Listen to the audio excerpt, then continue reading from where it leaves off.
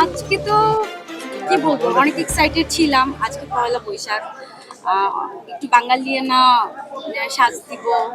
আর কি বলে যে, এটা তো আমাদের ট্রেডিশন, মানে বৈশাখ। সো এরকমই প্রিপারেশন ছিল। হ্যাঁ হ্যাঁ, অবশ্যই খাওয়া হয়েছে। সকালে তো ঘুম থেকে উঠেই আগে পানি দিয়ে ভাত রেখেছিলাম, পান্তা ভাত খেয়েছি ইলিশ মাছ দিয়ে। তারপর অনেক রকম ভর্তা ছিল। তারপর সবাইকে শুভেচ্ছা বার্তা দিয়েছি, আমার যারা কাছের মানুষ আছে, বন্ধুরা আছে, সবাইকে শুভেচ্ছা বার্তা দিয়েছি। এরপর সাজুগুজু করে রেডি হয়ে বেরিয়ে গেছি ঘুরতে।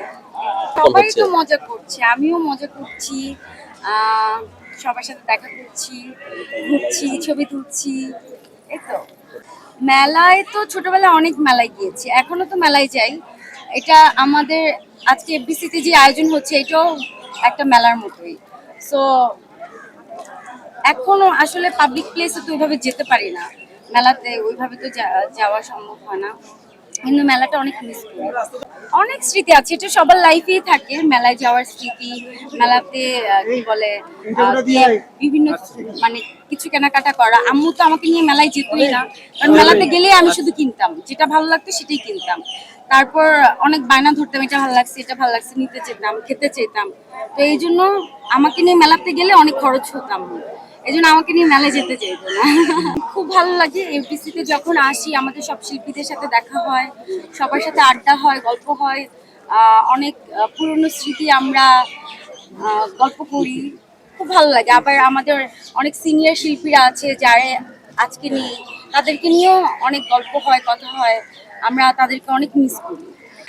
আমার 8ই মার্চ একটি ছবি মুক্তি পেতে যাচ্ছে, ছবির নাম হচ্ছে ভালোবাসি তোমায়। আর এটা আমাদের খুবই একটি প্রেমের রোমান্টিক গল্প। আরজুর সাথে আমার প্রথম কাজ করা, এই তো। আর এফডিসি জুড়েই তো সব জায়গায় পোস্টার দেখছি, বড় বড় বিলবোর্ড দেখছি, আমার ভালোই লাগছে। আমার কাছে মনে হয় আমাদের সারা বছরই এক একটা, মানে শুধুমাত্র ঈদেই আমরা হিট ছবি দিব তা না, আমাদের সারা বছর জুড়ে ভালো ভালো সিনেমা নির্মাণ করা উচিত, যাতে আমরা হলমুখী হই। তো এই জন্যই আমরা চাই যে শুধুমাত্র ঈদেই মুক্তি পাবে তা না, আমরা ঈদের বাইরেও আমরা চাই ভালো ছবি আসুক, সবাই হলে যাক, আমাদের বাংলা সিনেমা বেঁচে থাকুক। আমার আত্মবিশ্বাস তো অনেক, আর আমার যারা ভক্তরা আছে তারা তো সবসময় আমাকে দেখতে চায়। আমার বিশ্বাস আপনারা ছবিটা দেখলে ভালো লাগবে, খুবই সুন্দর রোমান্টিক একটি গল্পের ছবি। আর কি বলবো যে আহ, ভালোবাসি তোমায় শুনেই বুঝতে পারছেন যে একটা মানে প্রেম প্রেম একটা ভাব আছে। আমার কাছে মনে হয় দর্শকের খুব ভালো লাগে। আমি অনেক বেশি রোমান্টিক। আমার আহ, আহ, কি বলে, রোমান্টিক মুভি আমার কাছে অনেক ভালো লাগে, অ্যাকশন মুভিও ভালো লাগে, কিন্তু রোমান্টিক ছবি আমার বেশি পছন্দ। বনলতা এক্সপ্রেস দেখার খুব ইচ্ছে ছিল, কিন্তু দেখলাম অনেক ভিড়, তো যাওয়া হয়নি। দমও দেখার ইচ্ছে ছিল, কোনোটাই দেখতে পারিনি, কিন্তু দেখার ইচ্ছে আছে।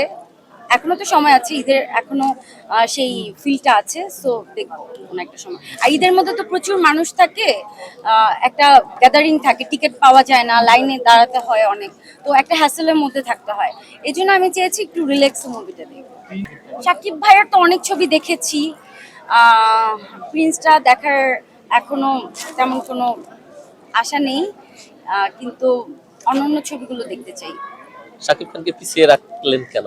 কারণ যেই ছবিগুলো ভালো রিভিউ সেগুলি তো সবাই দেখতে চায়।